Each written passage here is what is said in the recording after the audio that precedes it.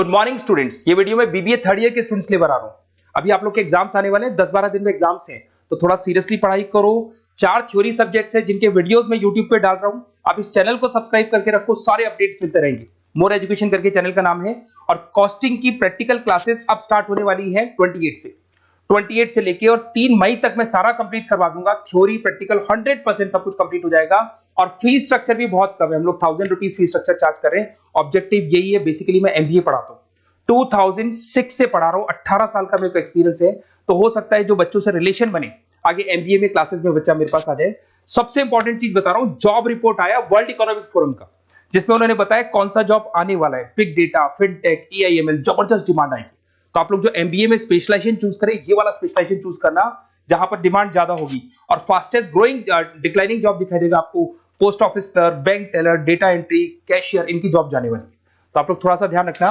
बाकी मेरी क्लासेस है ऑनलाइन ऑफलाइन रिकॉर्डेड, तीनों मोड पे चलती है। उसके अलावा मैं IIM Ahmedabad top 20 school of MBA, जहां मैं हर साल बच्चों को लेके जाता हूं, ये हर साल की फोटोज आपको दिखाई दे रही होंगी। उसके अलावा मैं मुंबई में पढ़ा रहा हूं, मैं जयपुर में पढ़ा रहा हूं, मैं अलग अलग कॉलेजेस में, आपके आर्या कॉलेज हो गया, अलग अलग कॉलेजेस में मैं पढ़ा रहा हूं। राइटर भी हूं, एमबीए का बुक्स में 2008 से लिखा हूं, 2010 में बुक लिखा, 2011 में बुक लिखा। ये सारे वीडियोस मेरे मिल जाएंगे आप लोग को। अब सुनो, सबसे इंपॉर्टेंट चीज, आपको कॉस्टिंग की क्लासेस तो मैं दूंगा ही दूंगा, साथ की साथ सबसे इंपॉर्टेंट बात मैं आप लोगों से कर रहा हूं कि अगर मान लो आप एमबीए का प्लान भी कर रहे हो कहीं से भी, तो मेरे से बात जरूर करना। क्योंकि बेसिकली मार्केट पे इतने काउंसलर्स घूम रहे हैं जो कमीशन एजेंट्स हैं, पैसा लेंगे, एडमिशन कराएंगे और फोन स्विच ऑफ हो जाएगा। यहां पे मैं 2 साल तक आपको पढ़ाऊंगा, और कौन सा कॉलेज बेस्ट है, 18-19 साल का एक्सपीरियंस है, इतने बच्चे पढ़ा चुका हूं मैं, एक एक कॉलेज को जानता हूं अंदर क्या कराएगा, कितने का प्लेसमेंट देगा। तो ये सारी चीजें आपको मिलेंगी, पूरा डिटेल मिलेगा। तो आप मेरे को व्हाट्सएप पे डिटेल जरूर भेजना अगर एमबीए का अगर प्लान कर रहे हो आप। और बाकी अगर आपको क्लासेस लेनी है कॉस्टिंग की, तो प्रॉपर क्लासेस आपको मिल जाएंगी। आप प्रॉपर क्लासेस लो, कोई डाउट हो तो मेरे को जरूर बोलना। Okay, best of luck for your examination. अच्छे से पढ़ो, और कोई डाउट आए तो मेरे को बोलना। चलिए शुरू करते हैं। हाँ, क्या क्या पढ़ लिया हमने लास्ट क्लास में? ओबी का यूनिट स्टार्ट किया था, ओबी का डेफिनेशन पढ़ा, ओबी की इंपॉर्टेंस पढ़ी, थ्योरीज पढ़ी, ये सब पढ़ा। अब इस चैप्टर में आपके 2 और इम्पॉर्टेंट टॉपिक्स रह गए हैं, जो है एक तो आपका है सोशल सिस्टम और दूसरा है ऑर्गेनाइजेशन कल्चर। ये 2 टॉपिक्स आपके रह गए हैं, वो आज अपन कंप्लीट करेंगे। तो इतना अपन ने बहुत कुछ पढ़ लिया था, मैंने आपको इम्पॉर्टेंट चीजें लिखवाई भी थी, ठीक है। रोल और ये सारी चीजें हम यहाँ पे लिख चुके हैं। आज अपन कंटिन्यू करते हैं, कहाँ से? हेडिंग डालो सोशल सिस्टम, हेडिंग डालो social system. Social system definition लिखो, सोशल सिस्टम होता क्या है। मैं अपनी ओन लैंग्वेज में आपको लिखवा रही हूँ, जो बेटर लैंग्वेज है, जो आपको याद भी हो जाएगी, ठीक है। लिखना स्टार्ट करो। It is a complex set of It is a complex set of human relationships interacting in many ways. Full stop. Within a single organization,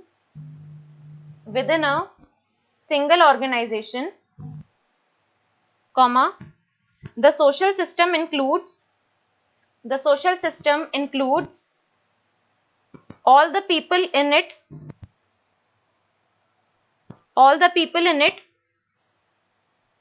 and their relationships, THEIR, their relationships to one another and their relationships to one another and to the outside world.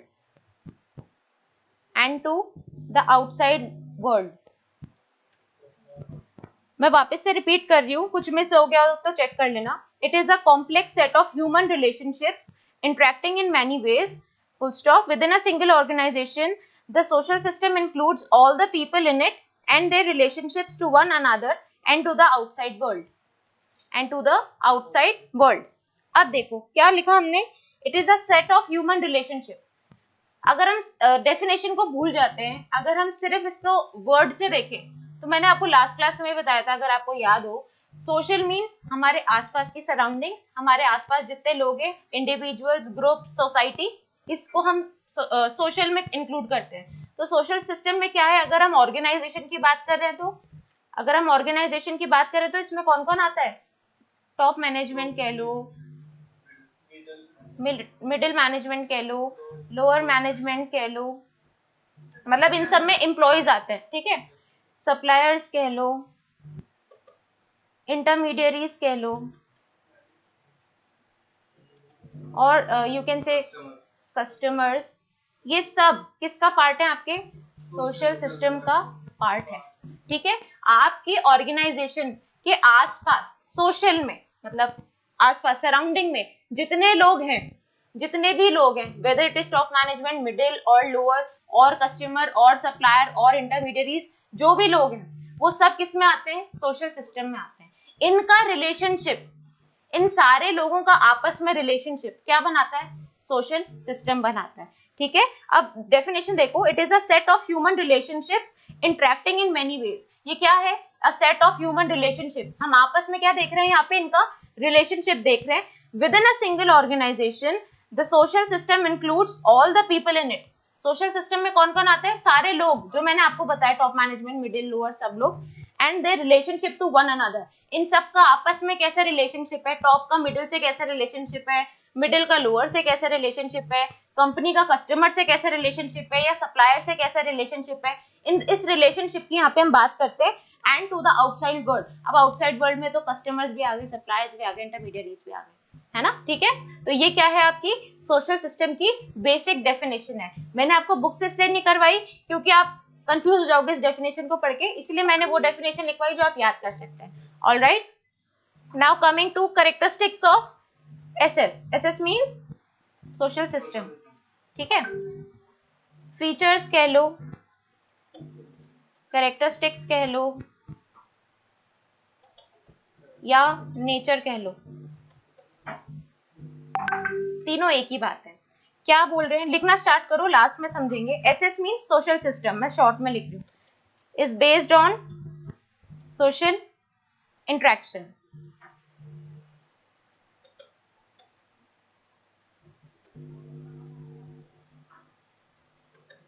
Interaction is meaningful. SS is a unity. SS means social system, ठीक है, मैं short में लिख रही हूँ। It is related to cultural system.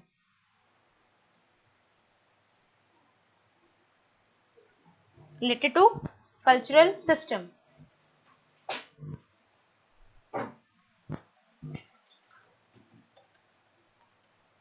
It is related to time factor. Yes, SS is a unity. It is related to time factor. Time factor वाले में एक लाइन छोड़ देना, कुछ लिखना हो कुछ।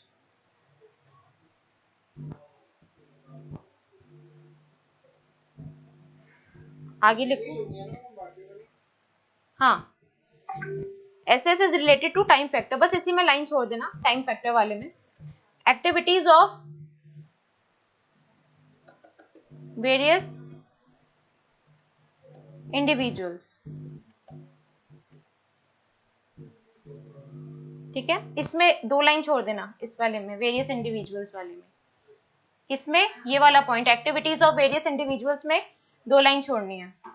फिर लास्ट पॉइंट क्या है? Interaction has an M.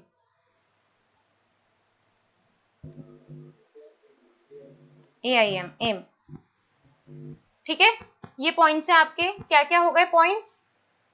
SS is based on social interaction. Interaction is meaningful. SS is a unity. It is related to cultural system, related to time factor, activities of various individuals, and interaction has an aim. अब समझते हैं क्या क्या point, क्या क्या बातें कर रहे हैं। हमने सोशल सिस्टम की बात करी तो हमने देखा कि यहाँ पे रिलेशनशिप की बात हो रही है। रिलेशनशिप की बात हो रही है तो कम्युनिकेशन भी होगा। कंपनी के लोग कम्युनिकेट करेंगे, कस्टमर से भी करेंगे, सप्लायर से भी करेंगे, इंटरमीडियरी से भी करेंगे, और अपने इंटरनल एनवायरनमेंट में भी करेंगे, मतलब अपने एम्प्लॉइज से भी करेंगे। तो यहाँ पे ये किस चीज की बात कर रहे हैं, यहाँ पे इंटरेक्शन होना, क्या चीज होना, कम्युनिकेशन होना जरूरी है।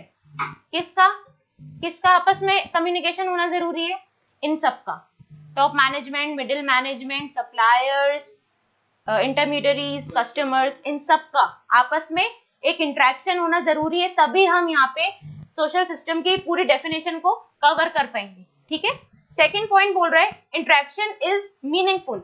हम यहाँ पे कोई पॉइंटलेस बात नहीं करते। जैसे मैं यहाँ क्लास ले रही हूँ तो कोई इसके पीछे एम है, कोई मीनिंग है, कोई रीजन है जिसकी वजह से मैं यहाँ क्लास ले रही हूँ। अगर मैं आपको पढ़ा रही हूँ तो एक तरह से ये भी सोशल सिस्टम का एग्जाम्पल हो गया। क्यों? क्योंकि यहाँ पे एक फैकल्टी अपने स्टूडेंट्स को टीच कर रही है, कोई एम है पढ़ाने का, क्योंकि हम ओबी पढ़ रहे हैं। एम क्या है, हमें फाइनल एग्जाम्स में अच्छा परफॉर्म करना है या पढ़ के जाना है, ये सारी चीजें। बच्चे हंस रहे हैं कि अच्छा परफॉर्म करना है, चलो ठीक है। तो ये क्या है, एक मीनिंगफुल इंटरेक्शन होता है, पॉइंटलेस बातें नहीं होती। इट इज यूनिटी, ऐसे इज अ यूनिटी मींस यहाँ पे किसका यूनिटी होती है, इन्हीं सबकी, टॉप मैनेजमेंट, मिडिल मैनेजमेंट। अब यही आपस में इनके बीच में ही कोई क्या कहते हैं, इनके आपस में ही कोई मतभेद होंगे, डिफरेंसेस होंगे, तो ये काम नहीं कर सकते। सोशल सिस्टम कब पूरा होगा, जब आपका एक रिलेशनशिप, एक पीसफुल रिलेशनशिप होगा, एक ट्रस्टवर्दी रिलेशनशिप होगा, किसके बीच में, कंपनी के एम्प्लॉइज में, कस्टमर्स में, सप्लायर्स में, इंटरमीडियरीज में। इसीलिए हर एक एम्प्लॉय का कस्टमर से या इन सब से एक यूनिटी होना जरूरी है, एकता होनी जरूरी है। ठीक है, it is related to cultural system. यहाँ पे हम कल्चर की, वैल्यूज की, इनकी भी बात करते हैं। ठीक है, जब हम इंटरेक्शन कर रहे हैं तो यहाँ पे हम सिर्फ कंपनी का इंटरेक्शन नहीं कर रहे हैं, यहाँ पे क्या क्या इंक्लूड हो रहा है आपका, इंटरेक्शन किसका है, यहाँ पे सोसाइटी का भी है, interaction of members of society. Interaction of की जगह interaction between members of society कर लो, interaction between members of society. यहाँ पे अगर कल्चर की बात हो रही है तो हम यहाँ पे सोसाइटी के हर एक मेंबर के कल्चर को भी साथ लेके चलते हैं। नेक्स्ट है, it is related to time factor. अगर हम टाइम फैक्टर की बात कर रहे हैं, दैट मीन्स अगर सपोज मैं यहाँ आपको पढ़ा रही हूँ, आपका एक स्पेसिफिक सिलेबस है, राइट, 5 साल बाद अगर वो सिलेबस चेंज हो जाता है तो क्या मैं आपको यही चीज पढ़ा रही होंगी, ये टॉपिक्स पढ़ा रही होंगी? नहीं, टाइम के साथ साथ आपके टॉपिक्स भी चेंज हो गए, आपका कम्युनिकेशन का जो एक टॉपिक है, जिस चीज से भी आप रिलेटेड बात कर रहे हो, वो क्या है, वो चेंज हो जाएगा टाइम के साथ। That means it is related to time factor. Time change होगा, टॉपिक चेंज होगा, डिस्कशन चेंज होगा, ये सारी चीजें आएंगी। ठीक है, नेक्स्ट है आपका एक्टिविटीज ऑफ वेरियस इंडिविजुअल्स। अब वेरियस इंडिविजुअल्स में यहाँ पे क्या है, यहाँ पे aces can not be born as a result of activity of one individual, it is related to various individuals. मतलब यहाँ पे हम सिर्फ सिंगल इंडिविजुअल की बात नहीं करते हैं, यहाँ पे हम सिंगल इंडिविजुअल की बात नहीं करते हैं, माइंड इट। ठीक है, अगर मैं यहाँ पे सोशल सिस्टम की बात कर रही हूँ तो कोई एक इंडिविजुअल अपने आप से बात नहीं कर रहा है, एक से ज्यादा लोग होंगे, एक से ज्यादा इंडिविजुअल्स होंगे, एक से ज्यादा ग्रुप्स होंगे।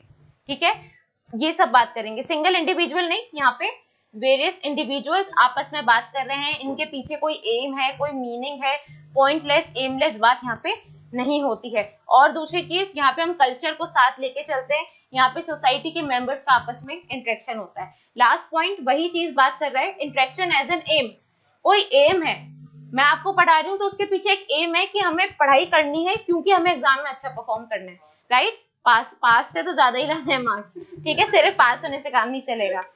ऑलराइट, तो interaction as an aim means कि यहाँ हम कोई पॉइंटलेस बात नहीं करेंगे। अगर आप आपस में फ्रेंड्स भी बात करते हो, सपोज आप कोई सोशल मीडिया की बात करते हो, तो कोई एम है ना, कोई कुछ समझ रहे हो, कुछ बात कर रहे हो, तो उसके पीछे भी कोई एम होता है।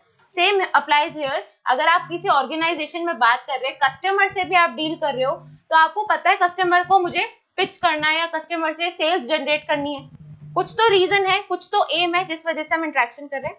That is the thing. ठीक है, तो ये पॉइंट्स हो गए आपके किसके, nature of social system. Clear हुआ, समझ में आया? पॉइंट्स क्लियर हुए?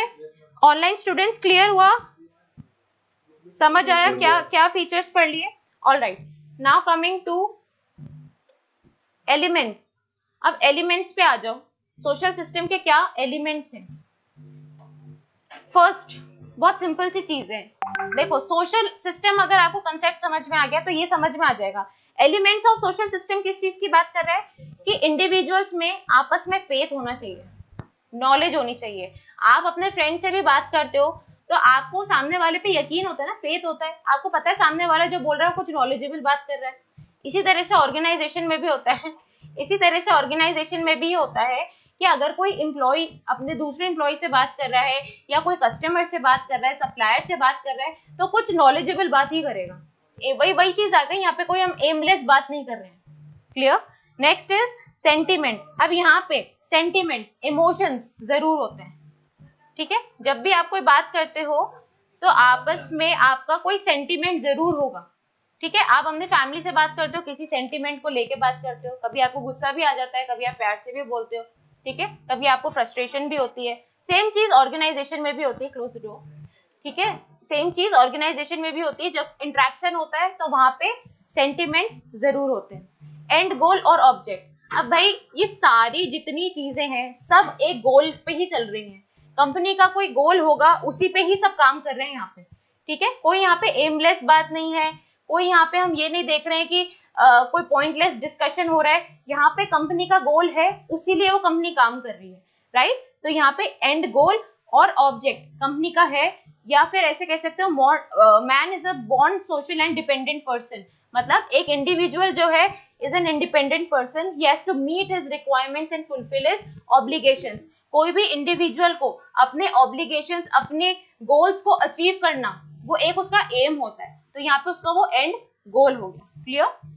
Next is ideals and norms. अब जब भी हम बात करते हैं सोशल सिस्टम की, तो वहां पे कुछ आइडियल्स होते हैं, कुछ नॉर्म्स होते हैं। कंपनी में रूल्स रेगुलेशंस होते हैं, कंपनी के रूल्स रेगुलेशंस होते हैं, पॉलिसीज बनी हुई होती है, प्रोसीजर्स अलग अलग होते हैं, मेथड्स अलग अलग होते हैं, किसी चीज को करने की टेक्निक्स अलग अलग होती हैं। तो यहाँ उस चीज की बात करी जा रही है, जो भी आप गोल अचीव कर रहे हो उसके पीछे एक स्पेसिफिक नॉर्म जरूर है। कंपनी कह रही है कि आपको 9 to 6 जॉब करनी है, आप 6 बजे के पहले नहीं जा सकते, आपके एब्सेंट मार्क हो जाएगा, तो हो जाएगा, वो नॉर्म है कंपनी का, आप चेंज नहीं कर सकते, आप बदल नहीं सकते, ठीक है। तो ये क्या है, आइडियल्स एंड नॉर्म्स। यहाँ पे ideals for keeping the social system intact and for determining various functions of different units. Basically किस चीज की बात हो रही है, एक इंडिविजुअल को अगर वो सोशल सिस्टम का पार्ट है तो उसे अपने आइडियल्स को क्या करना पड़ेगा, कीप मतलब रख के चलना पड़ेगा, कि नॉर्म्स को कंसिडर करके वो आगे के काम कर सकता है। क्लियर। अब आ जाओ नेक्स्ट पॉइंट, क्या बोल रहा है, स्टेटस एंड रोल। अब ओबी की हम बात करते हैं तो ओबी में सिर्फ हम कंपनी की बात करते हैं, ठीक है। तो यहाँ पे स्टेटस रोल किस चीज की बात कर रहे हैं, कि जो भी लोग इंटरेक्शन कर रहे हैं, किसी का कोई रोल होगा या कोई स्टेटस होगा, किसी का कोई पोजीशन पे काम कर रहे होंगे, है ना। कोई ऐसा तो नहीं है कि पोजीशन के बिना काम कर रहा है। कंपनी में हर एक इंडिविजुअल को, हर एक एम्प्लॉय की पोजीशन होती है। मैं अगर यहाँ पे काम कर रही हूँ तो मेरी कंपनी में कुछ अलग पोजीशन होगी, आप अगर काम कर रहे हो तो आपका एक अलग डेजिग्नेशन होगी, आपकी अलग पोजीशन होगी। तो यहाँ पे वो स्टेटस एंड रोल की बात की जा रही है। Every individual in society is functional. हर एक इंडिविजुअल का कास्ट, एज, बर्थ, ये सब अलग अलग होता है। क्लियर। Next is role. फिर से ये दोनों पॉइंट एक तरह से एक ही बात कर रहे हैं। आपका स्टेटस भी है कंपनी में, आपको ये भी देखा जाता है, एक इंडिविजुअल जो 50+ एज का है उसको अलग स्टेटस मिलता है, एक जो फ्रेशर अभी कंपनी जिसने ज्वाइन करी है उसको अलग स्टेटस मिलता है, ठीक है। इसी तरह से आपका रोल भी आता है कि अगर आप असिस्टेंट प्रोफेसर हो या अगर आप एसोसिएट प्रोफेसर हो, दोनों का रोल अलग है। क्लियर। अगर आप एमडी हो या अगर आप मैनेजर की पोस्ट पे हो तो आप दोनों का रोल अलग अलग होगा, राइट। तो ये वो वाला रोल है। क्लियर है। नेक्स्ट पॉइंट किस चीज की बात कर रहा है, पावर। वही घुमा फिरा के वही पॉइंट आ रहे हैं। पावर क्या है, that some should be invested with the power to punish the guilty and reward those who set an example. Invested with the power to punish the guilty and reward those who set an example. ये line important है। अगर आप power की बात कर रहे हो, मैं आपकी फैकल्टी हूं, मुझे पावर है अगर आप में से कोई गलत बात कर रहे हो तो आपको पनिश करने की, राइट, ठीक है। इसी तरह से कंपनी में भी होता है, मैनेजर अपने और यू कैन से अगर मिडिल मैनेजर जो मिडिल लेवल के जो हैं एम्प्लॉइज वो लोअर मैनेजमेंट से बात कर रहे हैं, अगर उन्होंने कुछ गलती कर दी तो वो क्या कर सकते हैं, उन्हें पनिश भी कर सकते हैं। तो वो वाली पावर की यहाँ बात हो रही है कि हर एक इंडिविजुअल की पावर है, अगर पावर नहीं होगी तो मतलब कोई रिस्पेक्ट ही नहीं होगी, ऐसा समझ लो, राइट। तो यहाँ पे सारी चीजें पावर से चलती हैं। And last is sanction. Sanction means what? It implies confirmation by the superior in authority of the acts done by the subordinate or imposition of penalty for the infringement of command। अब देखो ये word है infringement। infringement means what? लिखो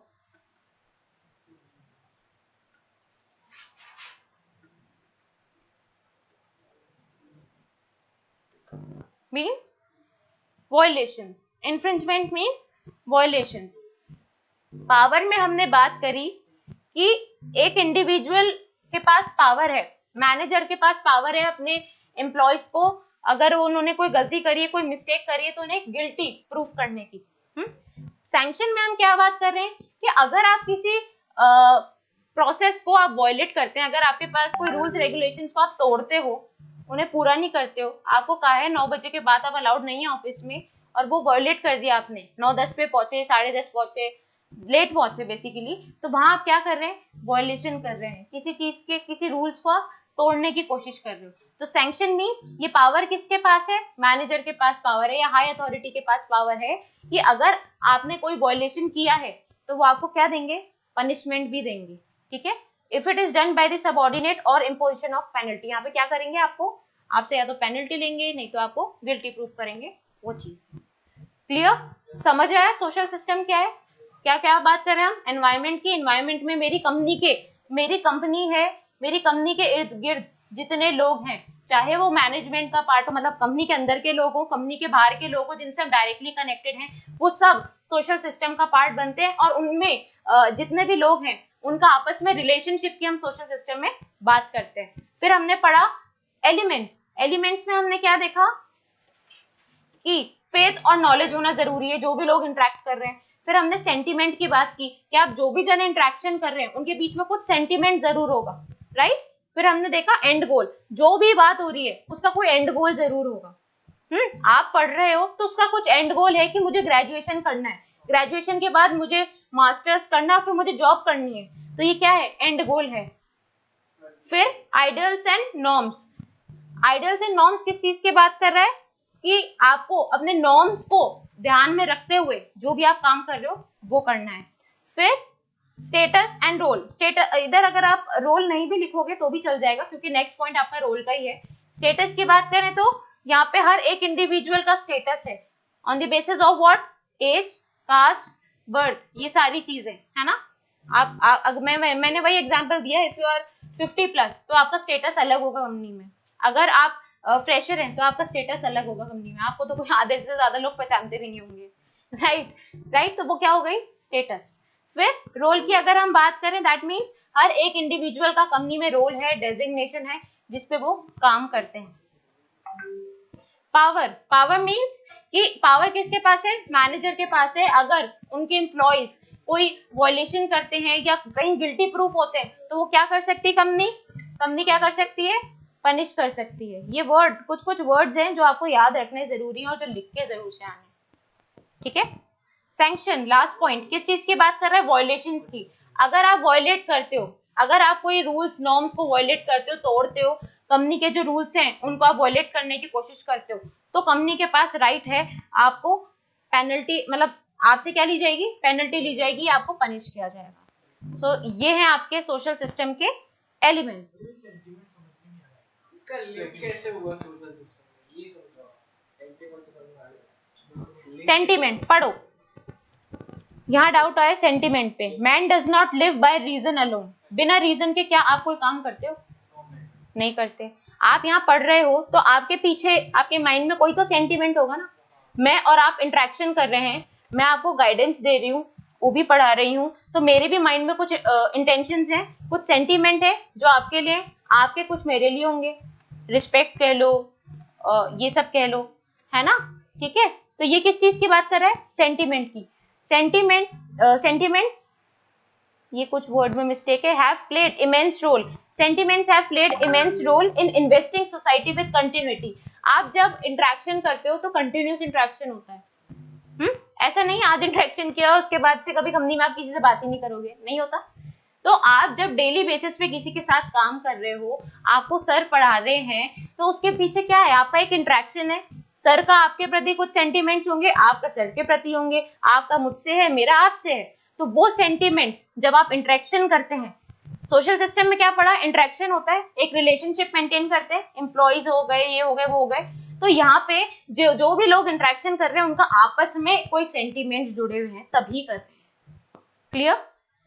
online students, any doubt? Online students, any doubt to anyone?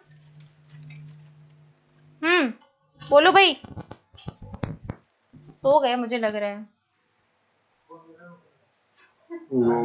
नहीं सोए, समझ आ रहा है क्या पढ़ रहे हैं हम? ठीक है, कोई भी डाउट हो तो प्लीज पूछ लेना। ऑलराइट, अब आ जाओ सीधा सीधा, ये सब छोड़ दो, सब छोड़ दो, ये सब मैंने आपको पढ़ा दिया। अब सीधा आ जाओ आप नेक्स्ट टॉपिक पे, organisational culture. Organisation culture, culture last topic है। यस यस, यूनिट 1 का लास्ट टॉपिक। बहुत सिंपल। आपकी लिसन, आपके आपस में मत बात करो, मुझसे बात करो। कंपनी का तो साइड में रखो एक बार, आपकी फैमिली का कुछ कल्चर है। सब फैमिलीज का अलग अलग कल्चर होता है। मेरी फैमिली में अलग कल्चर चलता है, आपकी सबकी फैमिलीज में अलग कल्चर चलता है। मेरी फैमिली में अगर मैं कहूँ तो लेट नाइट पार्टीज कर लो या कुछ भी कर लो, अलाउड है। किसी की फैमिलीज में नहीं होता, नहीं होता। किसी की फैमिलीज में आप शॉर्ट क्लोथ्स पहन लो, नो प्रॉब्लम, किसी की फैमिली में होता है। मेरे घर में जो लैंग्वेज चलती है, जिसमें हम कम्युनिकेट करते हैं नॉर्मली, वो अलग है। आपकी फैमिली में हो सकता है अलग हो, लोकल लैंग्वेज में आप बात करते हो, राइट? तो यही तो कल्चर है, ये आपकी फैमिली का कल्चर है, ये आपके फैमिली के वैल्यूज है। आपको ये सिखाया गया है घर में, आपके पेरेंट्स ने, आपके ग्रैंड पेरेंट्स ने, आपके अंकल आंट ने, इन सब ने, कि सबको रिस्पेक्ट देनी है। तो वो क्या है, आपको वो वैल्यूज सिखाई गई है बचपन से। ठीक है, ये क्या हो गई, नॉर्म्स हो गए, वैल्यूज हो गए। अब यही चीज क्या क्या हो गई, नॉर्म्स हो गए, वैल्यूज हो गए। ठीक है, बिलीव्स कह लो, नॉर्म्स, वैल्यूज, बिलीव्स। ये हमने फैमिली की बात की। सेम चीज कंपनी में भी होता है। नॉर्म्स, कंपनी के नॉर्म्स अलग होते हैं। अगर आपको फॉर्मल वेयर करना है तो फॉर्मल वेयर ही करना है, ये कंपनी का नॉर्म है, आप उसे वॉयलेट नहीं कर सकते। ठीक है, मैंने आपको लास्ट क्लास में एग्जांपल दिया था कि सब कल्चर्स नाम की भी कोई चीज होती है। सब कल्चर मीन्स कि कंपनी में अलग अलग डिपार्टमेंट्स हैं, एचआर भी है, मार्केटिंग भी है, सेल्स भी है, आईटी भी है। आईटी की बात करें, ये चीज ज्यादातर आईटी में होती है, मैं इसीलिए वही एग्जांपल दे रही हूँ कि आईटी में क्या होता है, आप टी शर्ट जीन्स पहन के चले जाओ, नो प्रॉब्लम। बट सेम चीज टी शर्ट जीन्स पहन के आप मार्केटिंग में चले जाओ, वहां आप क्या कर दोगे, उन नॉर्म्स को वॉयलेट कर दोगे, है ना? वहां पे वो आता है कल्चर। ऑर्गेनाइजेशनल कल्चर क्या है, कंपनी के खुद के बिलीव्स होते हैं, कंपनी के खुद की वैल्यूज हैं, कंपनी के खुद के नॉर्म्स हैं जो आपको फॉलो करने जरूरी हैं, वो होता है कंपनी का कल्चर। क्लियर? क्या है, लिखो लिखो, ये वर्ड्स याद रखना जरूरी है जब आप डेफिनेशन लिखोगे। सिर्फ ऐसे मत लिखा ना। देखो ऑर्गेनाइजेशन लिखो, मैं बताती हूँ। ऑर्गेनाइजेशनल कल्चर क्या क्या इंक्लूड होता है इसमें, नॉर्म्स, वैल्यूज,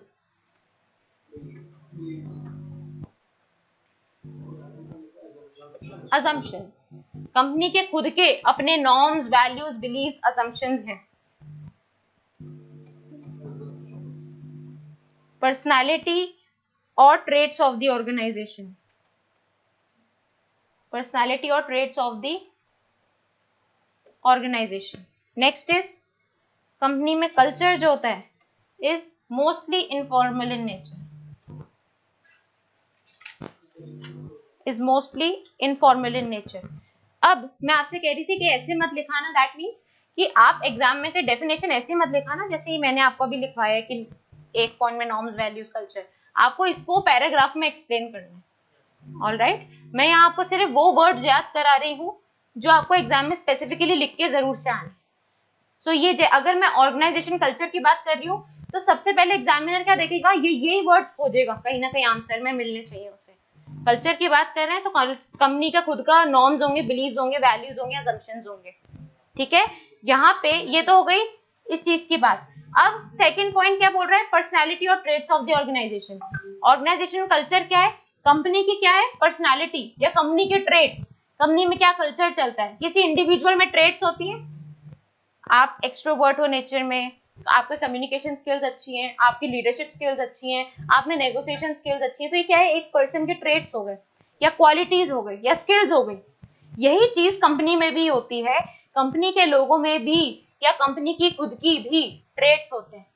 मतलब ऐसे समझो मैं एक कंपनी हूं, आप एक कंपनी हो, आप मेरी कंपनी के बारे में क्या सोचते हो, आपका क्या माइंडसेट है मेरी कंपनी के बारे में। अच्छा ये वाली कंपनी एप्पल कंपनी, अच्छा इनके प्रोडक्ट्स बहुत अच्छे होते हैं, क्वालिटीज इनकी बहुत अच्छी है, प्रोडक्ट की ये सर्विसेज बहुत अच्छी देते हैं, ऑल दो महंगे प्रोडक्ट होते हैं, राइट। तो ये क्या है, ये आपकी सोच है उस कंपनी के प्रति, राइट। सेम चीज पर्सनालिटी और ट्रेट्स ऑफ द ऑर्गेनाइजेशन क्या बात कर रहा है कि अगर हम कल्चर की बात करें दैट मीन्स उसमें कंपनी के ट्रेट्स आते हैं, कंपनी की पर्सनालिटी इंक्लूड होती है। क्लियर। और लास्ट पॉइंट है जो याद रखने की है कि कंपनी का जो कल्चर है वो क्या होता है, इनफॉर्मल होता है। यहाँ पे हम फॉर्मल कल्चर की बात नहीं करते हैं। कल्चर कोई भी आपका बुक्स में लिखा हुआ नहीं होगा कंपनी की, या ठप्पा लगा के कहीं नहीं लिखा होगा, रूल्स रेगुलेशन। ये चीजें क्या होती है, इनफॉर्मल होती हैं, या आपको बस ओरली कम्युनिकेट कर दी जाती है। क्या कंपनी के रूल्स में लिखा होगा कि आपको 9 to 6 आना है तो 9 o'clock पहुंच ही जाना है, ये ऑब्वियस है। आपको शर्ट पेंट टाई कोट पहन के जाना है तो वो ऑब्वियस है, बताने की जरूरत नहीं है, ना वो लिखी हुई चीजें होंगी, राइट। तो ये क्या है, इनफॉर्मल है। यहाँ पे कम्युनिकेशन क्या होता है, ओरल कम्युनिकेशन। जो भी रूल्स होंगे वो क्या होंगे, ओरली कम्युनिकेट होंगे, ओरली क्या होंगे, कम्युनिकेट होंगे। ठीक है, तो ये है आपका ऑर्गेनाइजेशनल कल्चर। अब देखो एलिमेंट से पहले सब छोड़ दो, एलिमेंट से पहले हम लिख लेते हैं फीचर्स। कई बार क्या होता है, मैंने देखा है बहुत स्टूडेंट्स आंसर लिख रहे हैं, डेफिनेशन लिख रहे हैं, उन्हें नेचर याद है, मतलब कैरेक्टरिस्टिक्स तो याद है, उसको मिला के भी आप डेफिनेशन में कंसेप्ट में इंक्लूड कर सकते हो। देखो जैसे हमने ओबी की डेफिनेशन पढ़ी थी तो 4 से 5 लाइन की होगी स्पेसिफिकली, उसको आपको अपनी ओन लैंग्वेज में भी लिखना पड़ेगा। अगर हम 20 मार्क्स से क्वेश्चन की बात कर रहे हैं, 8 पेज भरने की बात कर रहे हैं, तो वो 8 पेज कैसे भरते हैं। अगर आपसे पूछा है कंपनी के ओबी की डेफिनेशन पूछी है, दूसरा आपसे फीचर्स पूछे हैं, कैरेक्टरिस्टिक्स कह लो, और इंपॉर्टेंस पूछी है, 3 चीजें पूछी हैं, इसी में आपको 8 पेज कैसे भरने हैं। अगर आप डेफिनेशन की बात कर रहे हो तो सबसे पहले आपको वो 3 से 4 लाइन की डेफिनेशन बतानी है, जो स्पेसिफिक डेफिनेशन है, फिर उसी को आपको अपनी ओन वर्ड्स में एक्सप्लेन करना है। फिर अगर आपको लग रहा है कम है तो आप जो नेचर या फीचर्स आप कह लो, जो फीचर्स हैं उनको आप अपनी ओन लैंग्वेज में उसी को पैराग्राफ में लिख सकते हो। लिख सकते हैं कि नहीं लिख सकते, लिख सकते हैं ना, डाउट क्यों है, डाउट नहीं आना चाहिए। देखो हमने क्या पढ़ा था, डेफिनेशन, हाँ लिख सकते हैं भाई, क्यों नहीं लिख सकते। हमने ओबी पे आ जाओ सीधा, ओबी पे हमने मीनिंग पढ़ा, क्या आपको ये सारा कुछ याद हो जाएगा एक साथ, नहीं हो सकता, किसी को नहीं हो सकता। आप एक डेफिनेशन याद कर जाओगे, 2 डेफिनेशन याद कर जाओगे, 3 डेफिनेशन याद कर जाओगे, फिर भी आपका एक पेज नहीं भरेगा, आपको अपनी आधा भी नहीं भरेगा। आपको अपनी ओन लैंग्वेज में किसी चीज को एक्सप्लेन करना है जो आपकी अंडरस्टैंडिंग है उस टॉपिक से रिलेटेड, ठीक है। अगर आपको याद हो जाता है एटलीस्ट एक का तो याद करके जाओ। एलन प्रसाद, वेरी गुड, हाँ बिल्कुल बिल्कुल लिख सकते हो, नो प्रॉब्लम, ठीक है। पर अगर आप उसको इन्वर्टेड इसमें लिखते हो, ये जो है ना आपके इन्वर्टेड कॉमर्स, इनमें अगर आप लिखते हो तो आपको एग्जैक्ट डेफिनेशन लिखनी पड़ेगी वर्ड टू वर्ड। अगर आप ऐसे लिखते हैं कि according to Alan Prasad comma he says that, फिर आप अपने ओन लैंग्वेज में लिख सकते हो। अगर आप किसी चीज को इन्वर्टेड कॉमास में लिख रहे हो तो वहां आप इन वर्ड्स को चेंज नहीं कर सकते, ये जो वर्ड्स है ना आपको एग्जैक्टली सेम डेफिनेशन लिखनी पड़ेगी, which is quite difficult to remember. But एक कोई वही वही चीज है, कोई एक कंसेप्ट होता है, किसी चीज को लिखने का तरीका होता है, वो आपको ध्यान रखना है। अब आ जाओ, कहाँ थे हम, कल्चर पे थे। मैम इसके क्वेश्चन कैसे बनेंगे, जैसे एक्सप्लेन होगी नहीं? What do you mean? What do you understand by organizational behavior? Explain its importance or explain its scope or like that. Ma'am nature तो आज तक नहीं है। नेचर तो आज तक नहीं आया, पर लिख के जरूर आना है, यही तो बात है। जब आप किसी चीज की डेफिनेशन लिख रहे हो तो उसके साथ उसका नेचर या फीचर या जो भी कह लो वो जरूर से चिपक के जाता है। जितना पढ़ा है सब एक साथ लिखना है, गलत नहीं लिखना है। कई बच्चे बोलते हैं मैम कौन पढ़ेगा, आप आंसर में गाने लिखाएंगे, सॉन्ग्स के लिरिक्स लिखाएंगे, ऐसे नहीं होता, ठीक है। तो जब आप डेफिनेशन लिख रहे हो किसी चीज का या कंसेप्ट लिख रहे हो, उसके साथ नेचर या उसके कैरेक्टरिस्टिक्स जरूर से लिख के आओ, क्लियर। फिर उसके बाद उसके बाद आपसे क्वेश्चन पूछा जा रहा है, फिर लिखो, मतलब फीचर जरूर से लिख के आना। कहाँ थे हम? मतलब अगर नेचर फीचर 5 ऐसे तीनों चारों में लिख दें, क्या मतलब? मतलब डेफिनेशन, फिर नेचर, फिर फीचर्स में 4-4 5-5 पॉइंट्स। नेचर और फीचर सेम होते हैं, मतलब उसी चीज है जो हाँ नहीं। अब देखो मैंने आपसे क्या बोला, अगर आपसे लिसन, अगर आपसे क्वेश्चन में पूछा जा रहा है what do you understand by organisational behaviour, explain its scope और इम्पोर्टेंस, ये पूछा आपसे, आप क्या करोगे, अपनी ओन लैंग्वेज में पहले ओबी को डिफाइन करोगे, फिर उसकी स्पेसिफिक डेफिनेशन लिखोगे, जो आपने कहा एलन प्रसाद के लिखेंगे वो लिखोगे, फिर आप उसके नेचर को अपनी ओन लैंग्वेज में समझा दो, उन्हीं हेडिंग्स को क्या आप पैराग्राफ में कन्वर्ट नहीं कर सकते, वो करो, फिर वापस से नेचर उसी पैराग्राफ को आप पॉइंट्स में लिख के आओ, टेबल बनाओ बढ़िया सी पॉइंट्स हेडिंग की, सब करेंगे, डोंट वरी। कैसे कन्वर्ट करते स्कोप को इंपॉर्टेंस में, दैट इज द थिंग, ठीक है। फिर आप फीचर्स को आप पहले टेबल बना दो हेडिंग की, फिर आप नेक्स्ट पेज से स्टार्ट करो, पॉइंट नंबर 1 फिर उसका एक्सप्लेनेशन, पॉइंट नंबर 2 फिर उसका एक्सप्लेनेशन। और उन पॉइंट्स में इतना कुछ खास नहीं लिखना पड़ेगा, नहीं 3 से 4 लाइन तो लिखोगे, अरे 3-4 लाइन रेलेवेंट लिखना है, अननेसेसरी नहीं कि आप उसको आधा पेज बनाए जा रहे हो, आता नहीं है जबरदस्ती लिख रहे हैं हम, ठीक है। अब आ जाओ कैरेक्टरिस्टिक्स पे, लिखना स्टार्ट करो।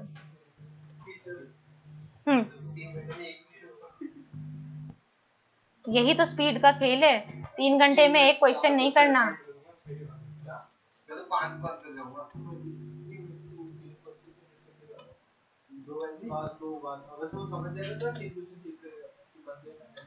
लिखो फाइनेंशियल स्टेबिलिटी,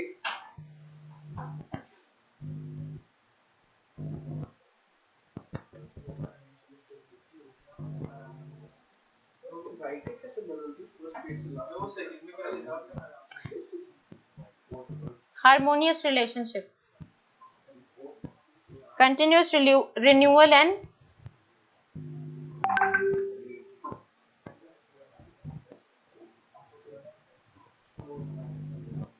इधर एक लाइन छोड़ देना, कंटिन्यूअस रिन्यूअल वाले पॉइंट पे, कंटिन्यूअस रिन्यूअल वाले पॉइंट में एक लाइन छोड़नी है।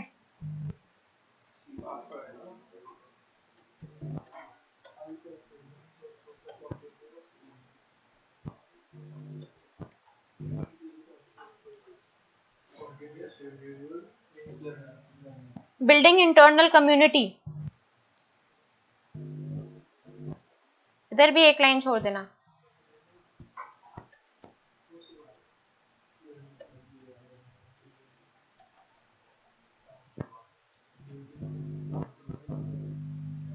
Emphasis on outcome, teamwork,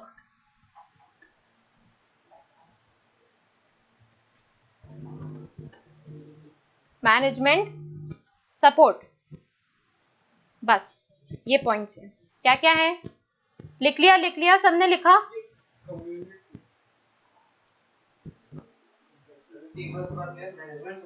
yes, management support लिखा सबने, ऑनलाइन स्टूडेंट्स लिख लिया? फर्स्ट यूनिट के अंदर भी 2 टॉपिक ये तो छोड़ दो, मैं थ्योरी तक पूरा प्रिपेयर कर लूंगा, तो एक क्वेश्चन तो बन ही जाएगा। जरूरी तो नहीं है, 3-4 चीजों को मिला के एक साथ क्वेश्चन पूछते हैं, देन आपसे ऐसे पूछ रहे 5 मार्क्स के 4 पॉइंट पूछ रही एक ही क्वेश्चन में, क्यों नहीं हो सकता? मतलब एक क्वेश्चन के 5 पार्ट बना के उसके दे सकते हैं, बिल्कुल दे सकते हैं दैट। मतलब आज तक ऐसा आया पॉसिबिलिटी नहीं जरूरी थोड़ी है कि वो पॉइंट नंबर 1 पॉइंट नंबर 2 ही पूछे, वो ऐसे पूछ लेंगे explain the factors advantages and disadvantages and importance of something something, हो गए 4 चीजें। कुछ ना कहीं ऐसा हो जाएगा कि भाई इस वाले क्वेश्चन में एक पार्ट नहीं आता, दूसरे में कुछ नहीं आता, फिर आप क्या करोगे, जो भी आंसर अटेम्प्ट करोगे उसमें कहीं ना कुछ छोड़ के आओगे, इसलिए चैप्टर पूरा पढ़ना जरूरी है।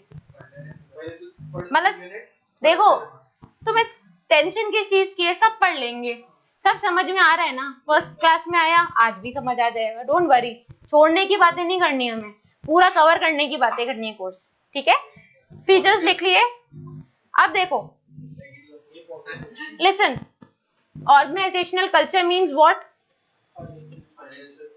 फाइनेंशियल स्टेटमेंट नहीं, कंपनी के नॉर्म्स वैल्यूज बिलीव्स, कंपनी का क्या सोच है, कंपनी का क्या कुछ रूल्स रेगुलेशंस पॉलिसीज हैं, क्या वो मेथड्स ऑप्ट करते हैं एचआर में, मार्केटिंग में, फाइनेंस में, ये सारी चीजें वो, या कंपनी का ट्रेड्स कह लो, ठीक है, which is informal in nature, जो ओरली कम्युनिकेट की जाती है, यही होता है ऑर्गेनाइजेशनल कल्चर। अब फीचर्स की बात करते हैं। कल्चर, कंपनी का अगर कोई कल्चर है तो उनका अल्टीमेट एम क्या है, यहाँ पे हम फाइनेंशियल स्टेबिलिटी क्यों बात करें, क्योंकि ये अल्टीमेट कंपनी का एम है, फाइनेंशियल स्टेबिलिटी, और you can say financial growth, ठीक है। कंपनी का एम क्या है, कंपनी को पैसा अर्न करना है, कंपनी को पैसा अर्न करना है, उनका मेन एम, मेन दिमाग काय पे चलता है, कंपनी की गुडविल बढ़ाने पे, कंपनी की फाइनेंशियल स्टेबिलिटी पे, ज्यादा से ज्यादा सेल्स इंक्रीज करने पे, यही है, इसीलिए financial stability. Harmonious relationship between हुम, एम्प्लॉइज, कस्टमर्स, वही वर्ड जाएंगे, सप्लायर्स, इंटरमीडियरीज, किस पे फोकस करती है कंपनी, एक ट्रस्टवर्दी, एक पीसफुल, एक हार्मोनियस रिलेशनशिप, हार्मोनियस मींस शांतिपूर्वक, है ना, हार्मनी, शांति, बिना लड़ाई झगड़े के रिलेशनशिप, वही, ठीक है। थर्ड पॉइंट किस चीज की बात कर रहा है, हाई परफॉर्मेंस, कंपनी का फोकस किस पे है, वो कल्चर क्यों बनाती है, रूल्स रेगुलेशन क्यों बनाती है, क्योंकि कंपनी को चाहिए हाई परफॉर्मेंस, करेगा कौन, एम्प्लॉइज, एम्प्लॉइज कंपनी में हार्डवर्क करेंगे, अच्छे से काम करेंगे, सिंसियरली, ओबीडियंटली, तभी तो परफॉर्मेंस हाई होगी उनकी, और तभी तो कंपनी में सेल्स बढ़ेंगी और उनका फाइनेंशियल स्टेबिलिटी आएगी और उससे गुडविल बनेगी, क्लियर। तो ये हाई परफॉर्मेंस की बात हो गई। कंटिन्यूअस रिन्यूअल एंड लर्निंग, इसमें हम किस चीज की बात करते हैं, yes, continuous, adapt, learn, grow,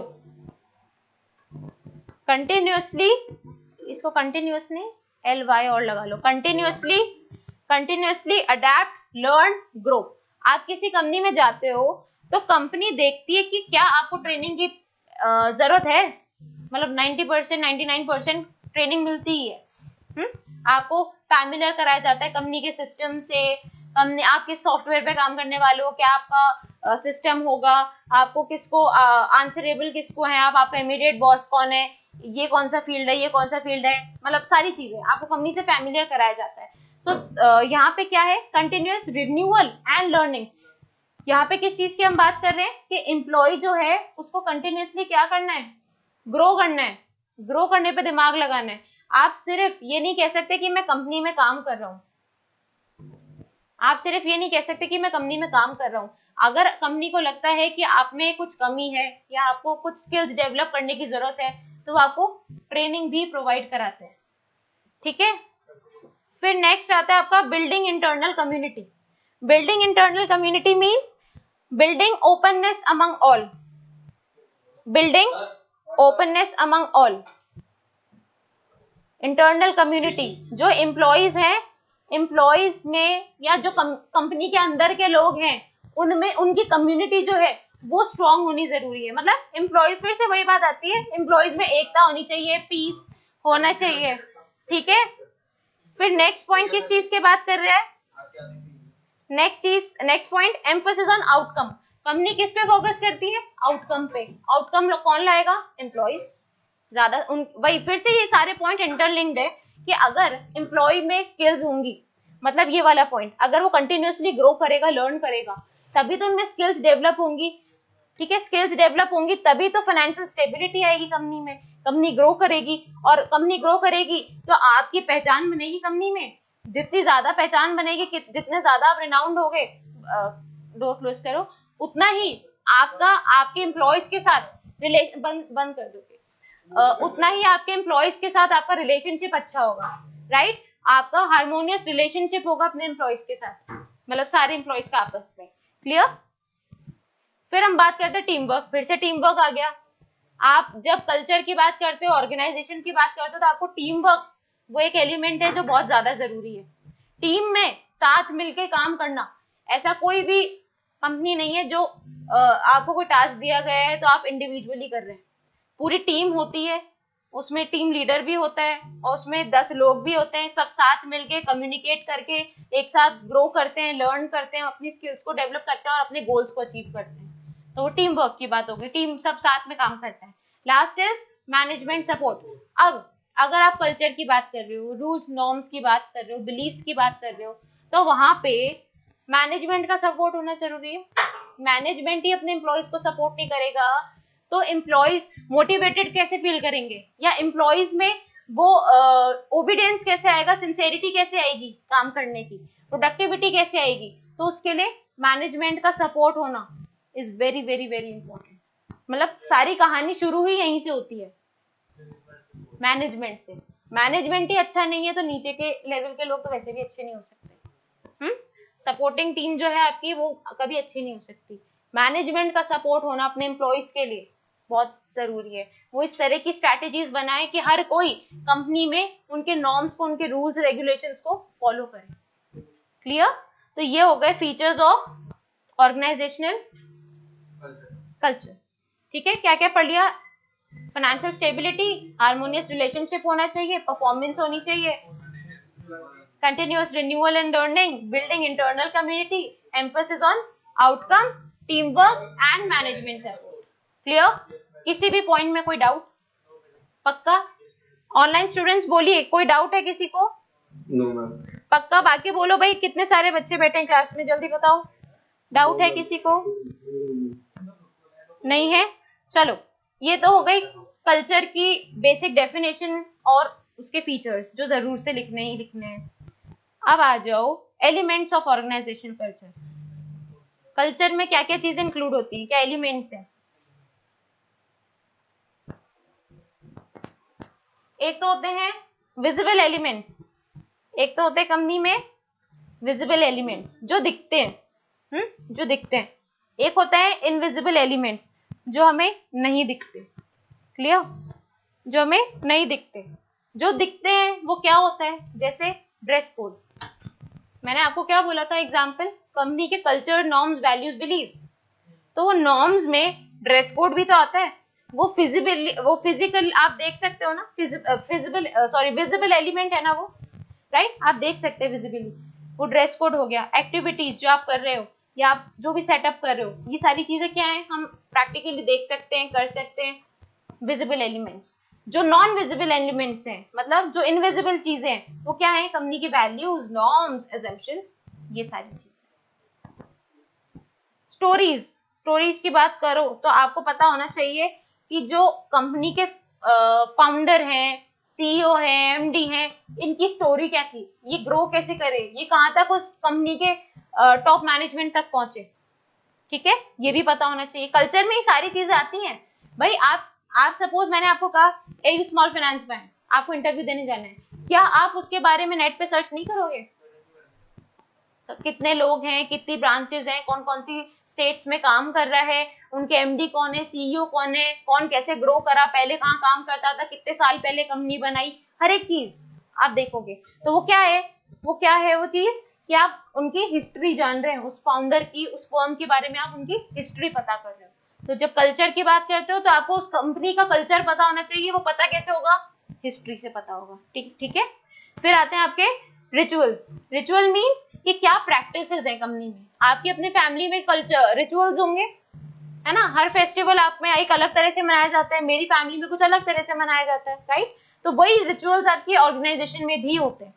company के खुद के अपने रिचुअल्स होते हैं जो, या प्रैक्टिसेस होती हैं जो कंपनी फॉलो करती है। सिंबल्स, सिंपल चीजें हैं, क्या कंपनी का signature, logo, style, statement of the company क्या है।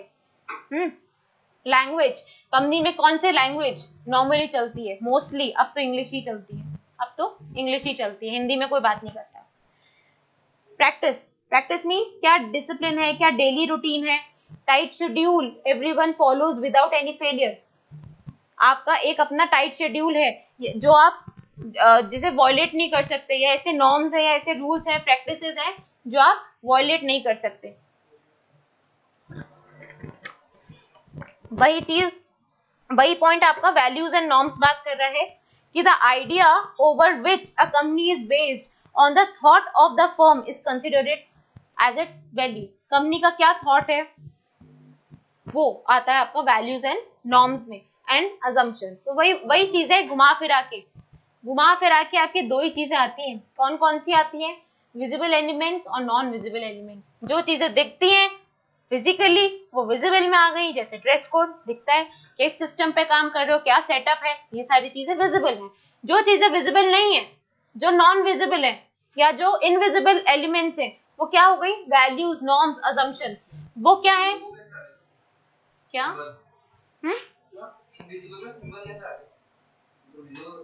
सिंबल, ये सब पॉइंट्स हैं, ये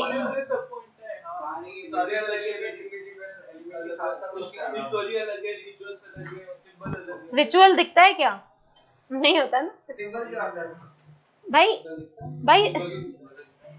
कंपनी का क्या स्टाइल स्टेटमेंट है, क्या आप देख सकते हो? नहीं देख सकते ना, तो इसीलिए उसे इनविजिबल एलिमेंट्स में इंक्लूड किया है। क्लियर? और कोई डाउट एलिमेंट्स में? लास्ट टॉपिक की तरफ बढ़े, फाइनल टॉपिक यूनिट 1 का, which is types of culture, important one. अगर कल्चर का क्वेश्चन आता है, आपको नहीं समझ आ रहा क्या लिखना है, टाइप्स लिख के आ जाओ। बस लिखना नहीं, ये नहीं कह रहे इसका दिमाग इसमें है कि बस कितना कम से कम कोर्स पढ़ना है ना। तो 5 टाइप्स होते हैं। On the basis of these 5 points आप डिफरेंस बनाते हैं। First is mechanistic and organic culture. अब पढ़ो, मैकेनिस्टिक में क्या होता है? मैकेनिस्टिक कल्चर और एक ऑर्गेनिक कल्चर, दो चीजें आती हैं। क्या पढ़ा है इसमें हमने? मैकेनिस्टिक में क्या पढ़ते हैं? Formal rules, standard operating procedures. सारी चीजें यहाँ फॉर्मल होती हैं, सारी चीजें रिटन में होंगी, कुछ ओरल नहीं होगा, सब चीजें प्रूफ होंगी, 100% प्रूफ होंगी। Everything needs to be defined clearly to the employees. सब जो भी चीजें हैं वो सब आप अपने एम्प्लॉइज को क्लियरली डिफाइन करोगे, रिटन में सारी चीजें होंगी, कुछ ओरल नहीं होगा। जैसे हमने बात करी थी ना अभी थोड़ी देर पहले कि हम ओरली इनफॉर्मल वे में बता देते हैं कल्चर, पर जब आप यहाँ पे मैकेनिस्टिक कल्चर की बात करते हो तो स्पेसिफिकली आप इस चीज की बात करते हो कि यहाँ पे सारी चीजें फॉर्मल रूल्स में है, या जो भी प्रोसीजर्स फॉलो होते हैं वो रिटन में होते हैं, लिखित में होते हैं। ठीक है, सारी चीजें, सारे गोल्स जो भी एम्प्लॉयज को अचीव करने वो क्या होंगे? क्लियरली एम्प्लॉयज को डिफाइंड होंगे। जैसे टास्क हो गए, उनकी रिस्पॉन्सिबिलिटीज होंगी, कंसर्न्ड अथॉरिटीज होंगी। क्लियर? ये हो गई मैकेनिस्टिक, जो क्या है आपकी 100% फॉर्मल है। Okay.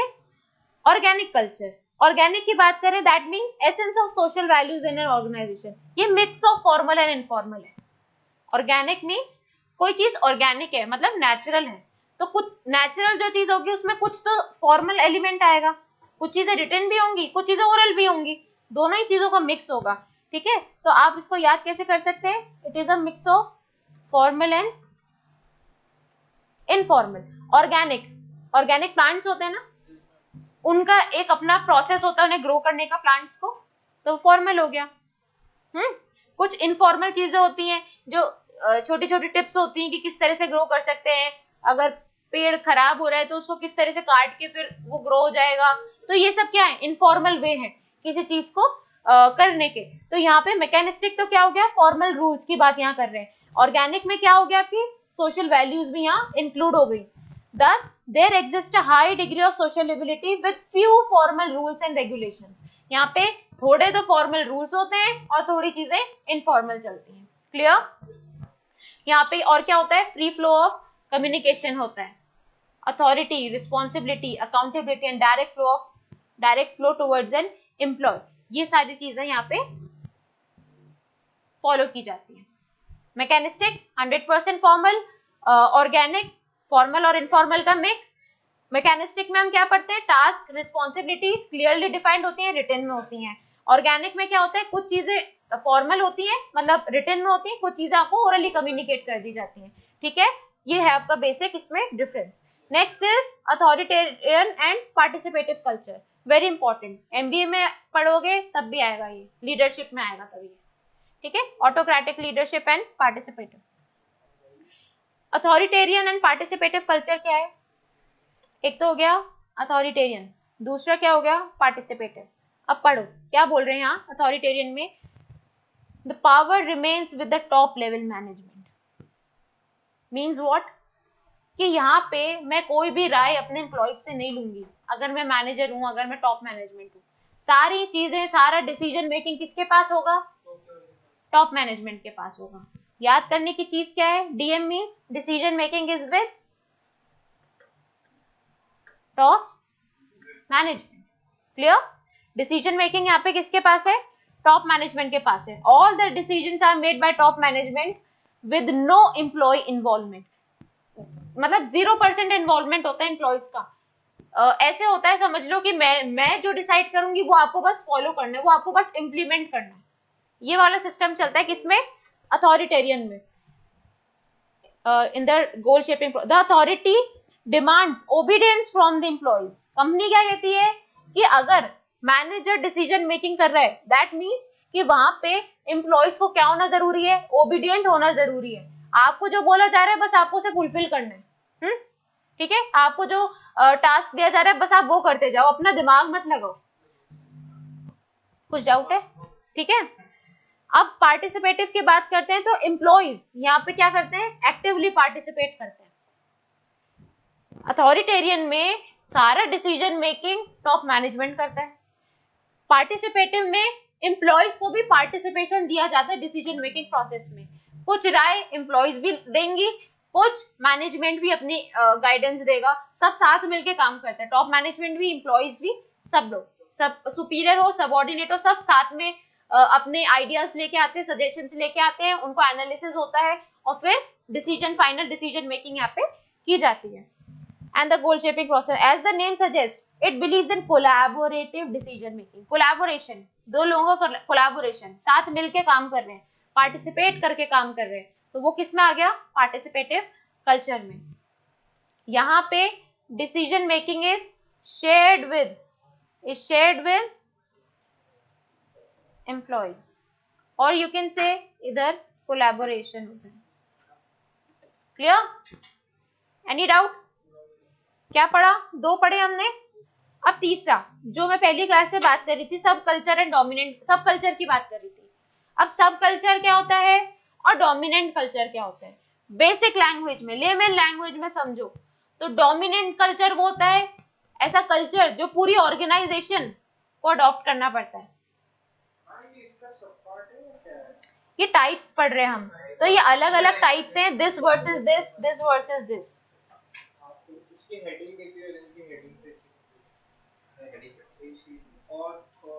Different types of organisational culture हैं, तो यहाँ पे 5 टाइप्स हैं। क्लासिफिकेशन है एक तरह से कि this versus this, this versus this. हाँ, मतलब आप उसको कंपेयर करके बता रहे हो ना कि अगर पार्टिसिपेटिव और अथॉरिटेटिव है तो उसमें क्या है, अथॉरिटेटिव में कि डिसीजन मेकिंग जो है टॉप मैनेजमेंट करेगा, पार्टिसिपेटिव में एम्प्लॉयज भी पार्टिसिपेट करते हैं। ठीक है, ये दो हो गई। अब आ जाओ तीसरी पे, सब culture and dominant culture. Dominant culture means कि ऐसा कल्चर जो पूरी कंपनी अडॉप्ट करती है, ऐसा कल्चर जो पूरी कंपनी को अडॉप्ट करना पड़ता है। और कभी कभी ऐसा होता है, जो मैं आपको एग्जांपल दे चुकी, सब मतलब डिपार्टमेंट्स में सब कल्चर चलता है। आईटी में मैंने आपको कहा टी शर्ट जीन्स में चल जाएगा, बाकी के डिपार्टमेंट्स में आपको शर्ट पैंट कोट टाई सब पहनना पड़ेगा। तो वो क्या है, सब कल्चर है। उनका मार्केटिंग डिपार्टमेंट का अपना खुद का कल्चर भी होता है। एक तो नॉर्मल पूरी कंपनी का कल्चर हो गया कि 9 to 6 सबको जॉब करनी है, 9 to 6 तो मिनिमम आपको काम करना ही करना है। दैट इज डोमिनेंट कल्चर, जो पूरी कंपनी अडॉप्ट करेगी इस कल्चर को, ठीक है, हर एक एम्प्लॉय अडॉप्ट करेगा। सब कल्चर क्या हो गए कि भाई ये 9 to 6 वाली बात तो सबको माननी है, पर हम अगर बात करें ड्रेस कोड की तो आईटी डिपार्टमेंट का अपना ड्रेस कोड है, बाकी सबका अपना अलग ड्रेस कोड है, तो वो क्या हो गए, वो सब कल्चर का पार्ट हो गए। पढ़ो, डोमिनेंट से स्टार्ट करते हैं। तो डोमिनेंट हो गया, एक सब कल्चर हो गया।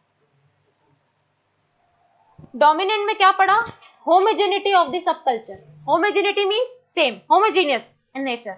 दो वर्ड होते हैं, होमोजीनियस एंड हेट्रोजीनियस, है ना। तो होमोजीनियस मींस सेम, आइडेंटिकल, और heterogeneous means different.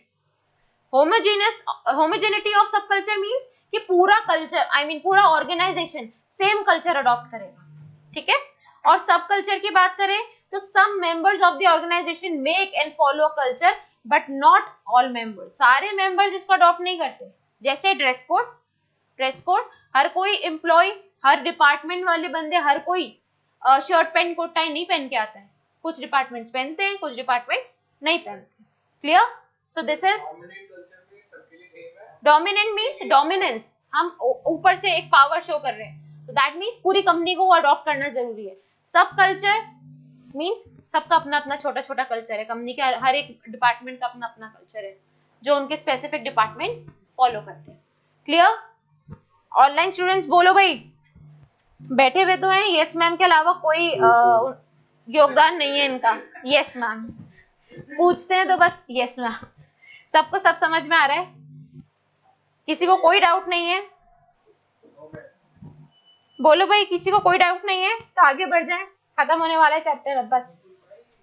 Strong and weak culture, अब ये छोटे छोटे हैं culture, strong culture and weak culture. Strong culture में means employees are loyal and have a feeling of belongingness towards organization। ये वो culture है जहां पे एम्प्लॉयज अपनी कंपनी से हमेशा खुश रहते हैं। ऐसा बहुत कम होता है। जैसे मोर एजुकेशन, ठीक है।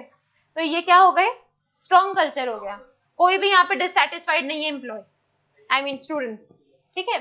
तो स्ट्रॉन्ग कल्चर में क्या आ गई, अ फीलिंग ऑफ बिलोंगिंगनेस। हर एक बंदा अपनी कंपनी से सेटिस्फाइड है, चाहे पे की बात करो, चाहे बोनस की बात करो, चाहे एनवायरनमेंट की बात करो, चाहे फिजिकल कंडीशंस की बात करो, किसी की भी बात करो, ठीक है। यहाँ पे हर एक बंदा अपनी कंपनी से खुश है।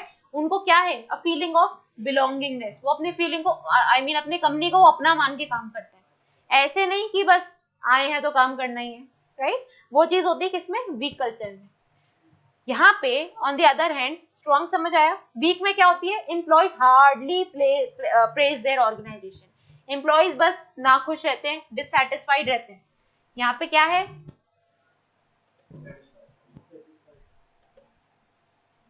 Satisfaction with company.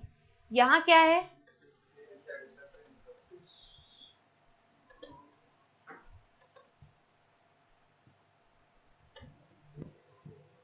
यहाँ पे हम बात करते हैं लॉयल्टी की।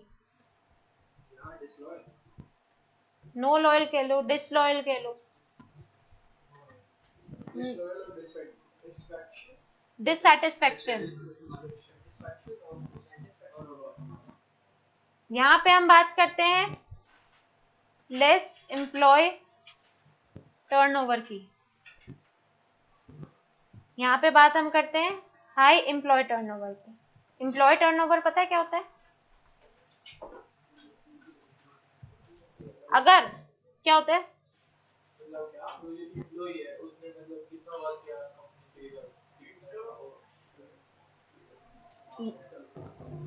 ये है, देखो स्ट्रॉन्ग कल्चर, हर कोई एम्प्लॉय अपनी कंपनी से खुश है, सेटिस्फाइड है, लॉयल है, लेस एम्प्लॉय टर्नओवर है। मींस यहाँ पे अगर आप सेटिस्फाइड नहीं होगे तो आप कंपनी चेंज करते रहोगे ना बार बार।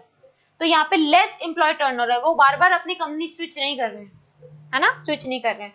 और अगर हम वीक कल्चर की बात करें, वहां पे डिससैटिस्फैक्शन ज्यादा है, आप अपनी कंपनी को प्रेज नहीं करते, आप अपनी कंपनी से लॉयल नहीं हो, और यहाँ पे हाई एम्प्लॉय टर्नओवर होता है। मतलब यहाँ जब आप किसी चीज से खुशी नहीं हो तो आप कंपनी स्विच कर जाओगे ना, रहोगे क्या उसी कंपनी में, उस खराब एनवायरमेंट में? नहीं।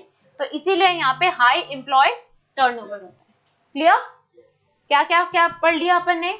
फीलिंग ऑफ बिलोंगिंगनेस है, यहाँ पे लेस एम्प्लॉय टर्नओवर है, यहाँ पे प्रॉपर कोऑर्डिनेशन एंड कंट्रोल है, हाई प्रोडक्टिविटी है, हाँ एक पॉइंट और लिख सकते हो, हाई प्रोडक्टिविटी लो प्रोडक्टिविटी वाला।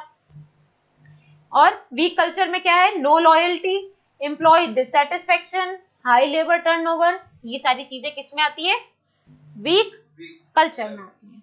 ठीक है, डन। वेरी लास्ट,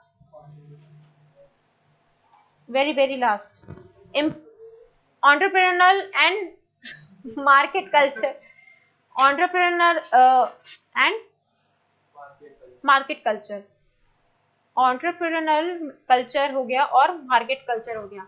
इसमें क्या है, it's up to you, मुझे तो पढ़ाना है। entrepreneur कौन होता है, बिजनेसमैन, जब अपना बिजनेस खुद सेटअप करता है। entrepreneurial, simple. एंटरप्रेन्योर नहीं पता, मैनेजमेंट का स्टूडेंट हो, एंटरप्रेन्योरल एंड मार्केट कल्चर पता होना चाहिए भाई, मतलब पता है पर स्पेल करना भी आना चाहिए। आज का होमवर्क तुम्हारा यही है, घर पे जाके 100 बारी बोलना। It is flexible and high risk taking culture, जहां लिसन, जहां हम एंटरप्रेन्योरशिप की बात करते हैं, मतलब वो एक इंडिविजुअल क्या है, एक बिजनेस माइंड आदमी है, या वो अपना एक बिजनेस सेटअप कर सकता है, वो वाले नेचर का है। अगर आपकी फैमिली में भी किसी का बिजनेस है, वो क्या है, एंटरप्रेन्योर है, वो एंटरप्रेन्योर है, उनका खुद का बिजनेस सेटअप है और वो रिस्क लेते हैं। अपने पेरेंट्स से पूछना, और रिस्क टेकिंग कैपेसिटी होती है, एंटरप्रेन्योर्स के नेचर में होता है, वो रिस्क टेकिंग कल्चर में काम करते हैं, फ्लेक्सिबल कल्चर में काम करते हैं। क्या हो गया, here the employee shows their listen, here the employee shows their innovativeness, यहाँ पे एम्प्लॉयज क्या शो करते हैं, इनोवेशन, दिमाग उनका बहुत creative, innovative, risk taking, flexible, इस तरीके का होता है।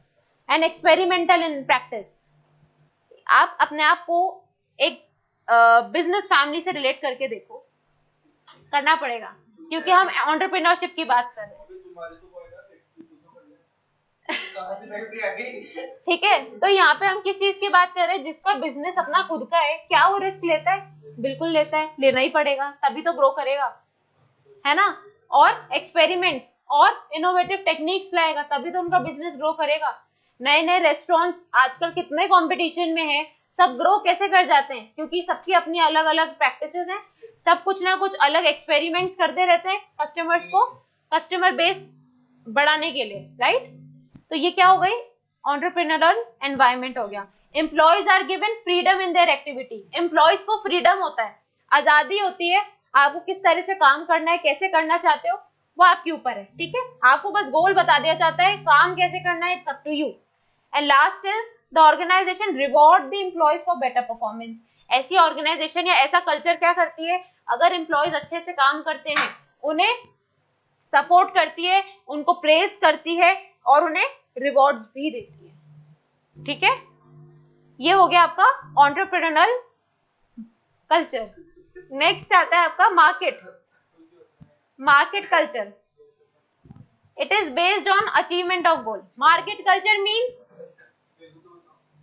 जैसे आप एज एन एम्प्लॉय किसी कंपनी में काम कर रहे हो, तो वहां पे आपको गोल्स दिए जाएंगे, आप अपने आप अचीव करोगे। एंटरप्रेन्योरल में क्या पढ़ा हमने, कि वहां पे आप खुद रिस्क लेते हो।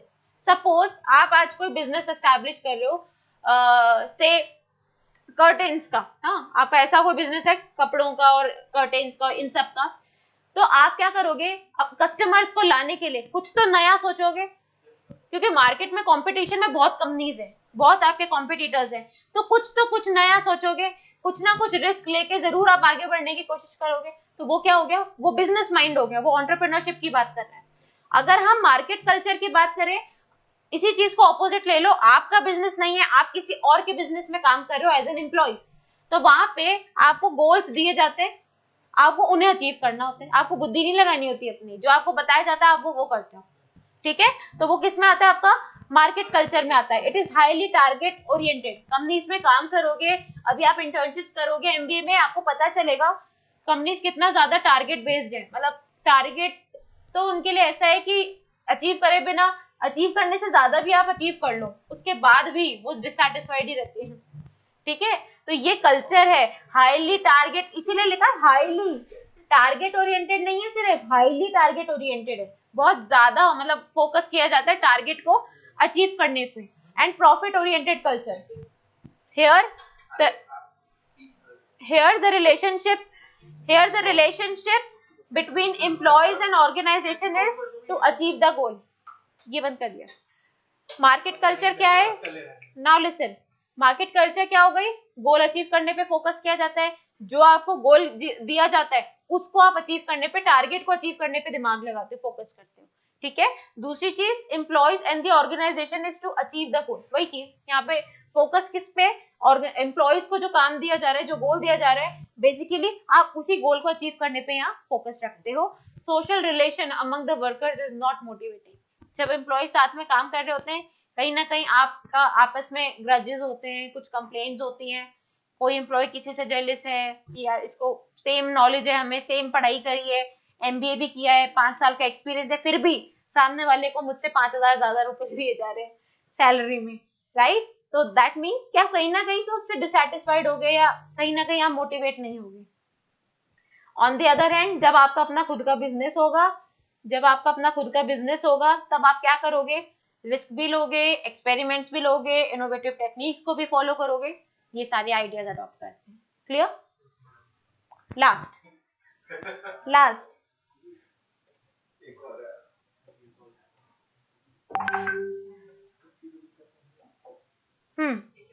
लास्ट अब ये क्या है, ऑर्गेनाइजेशनल कल्चर कैसे होता है, ये बहुत बेसिक सी चीज है, ऑल्दो ये नहीं आती है, बट बस एक अंडरस्टैंडिंग के लिए समझ लो। क्रिएट एन ऑर्गेनाइजेशनल कल्चर, कैसे कल्चर क्रिएट किया जाता है, फाउंडर बता रही हूँ, फाउंडर जो है, फाउंडर ऑफ द ऑर्गेनाइजेशन में पार्टली सेट अ कल्चर, जो कंपनी का फाउंडर है वो कल्चर बनाता है, एम्प्लॉयज नहीं बनाते हैं, जो फाउंडर है जिसकी खुद की कंपनी है वही कल्चर बनाता है, ठीक है। रूल्स रेगुलेशंस उसके होते हैं। The environment within which the organization standard may influence its activities to set a culture. The environment within which the organization standards, जिस कंपनी में आप काम कर रहे हो, जिस एनवायरमेंट में आप काम कर रहे हो, वो अफेक्ट करता है, या जिस कल्चर में आप काम कर रहे हो वो अफेक्ट करता है आपकी परफॉर्मेंस को, ठीक है। आपका कल्चर कंपनी का अच्छा है, सब डिसिप्लिन में काम करते हैं, सब टारगेट ओरिएंटेड हैं, सब अपने अपने गोल्स अचीव करते हैं, तो आपका कल्चर अलग तरीके का होगा। अगर आपका टॉप मैनेजमेंट का ही स्ट्रैटेजी वहीं से ही गड़बड़ है, टॉप मैनेजमेंट ही ढीला है, गोल अचीव हुआ तो ठीक, नहीं हुआ तो भी ठीक, तो वहां से उनका कल्चर अलग होगा। तो there is a difference between these two cultures. तो यहाँ पे अगर आपका परफॉर्मेंस का कल्चर पे बहुत बड़ा इम्पैक्ट है, ये चीज डिस्कस की जा रही है। Sometimes interchange of culture in different organisations create new cultures. अगर आप किसी और की कंपनी का कल्चर अडॉप्ट कर लेते हो तो भी आप एक नया कल्चर बनाते हो। जैसे मेरी अपनी कंपनी है, मैं किसी दूसरी कंपनी के आइडियाज को अडॉप्ट करूं, यार उनकी कंपनी में एम्प्लॉयज को हर महीने कुछ ना कुछ ट्रेनिंग प्रोवाइड कराई जाती है, तो हम भी अपनी कंपनी में ये आइडिया अडॉप्ट करेंगे, तो ये भी तो मेरी कंपनी में एक नया कल्चर लेके आ रहा है। आपके अपने कल्चर, मेरे अपने कल्चर, मुझे आपका कोई कल्चर पसंद आया तो मैंने भी उस चीज को अडॉप्ट किया, तो वो मेरी कंपनी के लिए तो एक नया कल्चर बन के आया ना, राइट। तो ये वो चीज है, इस तरह से कल्चर्स बनते जाते हैं। एक बेसिक कल्चर बनाते हो, फिर 10 जगह से 10 कंपनियों से आप सीखते हो और उसे अपनी कंपनी में अडॉप्ट कर लेते हो, तो इस तरह से न्यू कल्चर्स डेवलप होते हैं। Last point, the members of organisation may set a culture that is flexible to adopt. Company का कल्चर जो है वो क्या है, फ्लेक्सिबल होना जरूरी है। अगर बहुत ज्यादा आप नॉर्म्स वैल्यूज बनाओगे कि भाई स्ट्रिक्टनेस या रिस्ट्रिक्शंस बहुत ज्यादा होगी, तो एम्प्लॉयज काम नहीं कर सकते, मतलब सर पे डंडा होगा तो कोई काम नहीं कर सकता। थोड़ी सी फ्लेक्सिबिलिटी होनी चाहिए, तो एम्प्लॉयज क्या करते हैं, उनका परफॉर्मेंस अच्छा रहता है। समझ आया? क्या क्या पढ़ा? सब कुछ पढ़ा? अब देखो, एक लास्ट देख लो, ये कल्चर्स इंपॉर्टेंट है, वापस से एक बार देख लेते हैं। मैकेनिस्टिक एंड ऑर्गेनिक, क्या पढ़ा? मैकेनिस्टिक में 100% फॉर्मल है, सारी चीजें रिटन होती हैं। ऑर्गेनिक कल्चर में क्या है, कुछ चीजें फॉर्मल है, कुछ चीजें इनफॉर्मल है, कुछ चीजें यहाँ पे रिटन होती हैं, कुछ चीजें यहाँ ओरली कम्युनिकेट होती हैं। Authoritarian and participative. Authoritarian means यहाँ पे डिसीजन मेकिंग किसके पास है, टॉप मैनेजमेंट के पास है। और यहाँ पे एम्प्लॉयज का कोई इन्वॉल्वमेंट नहीं होता, आइडिया सजेशंस वो नहीं देते हैं। On the other hand participative की बात करते हैं तो यहाँ पे हम कोलैबोरेशन में काम करते हैं, एम्प्लॉयज की भी उतनी ही आइडिया सजेशंस को एक्सेप्ट किया जाता है जितना मैनेजमेंट का। सब कल्चर एंड डोमिनेंट, सब कल्चर में कंपनी के हर डिपार्टमेंट में कुछ कुछ थोड़ा थोड़ा कल्चर अलग अलग होता है। डोमिनेंट की बात करें तो पूरी कंपनी को एक ही कल्चर अडॉप्ट करना रहता है, होमोजीनियस वाली चीज एंड हेट्रोजीनियस वाली चीज। स्ट्रॉन्ग एंड वीक कल्चर की बात कर रहे हैं तो स्ट्रॉन्ग कल्चर एक ऐसा कल्चर है जिसमें एम्प्लॉयज क्या उस कंपनी में एम्प्लॉयज क्या फील करते हैं, sense of belongingness, satisfaction, loyalty, less employee turnover होता है।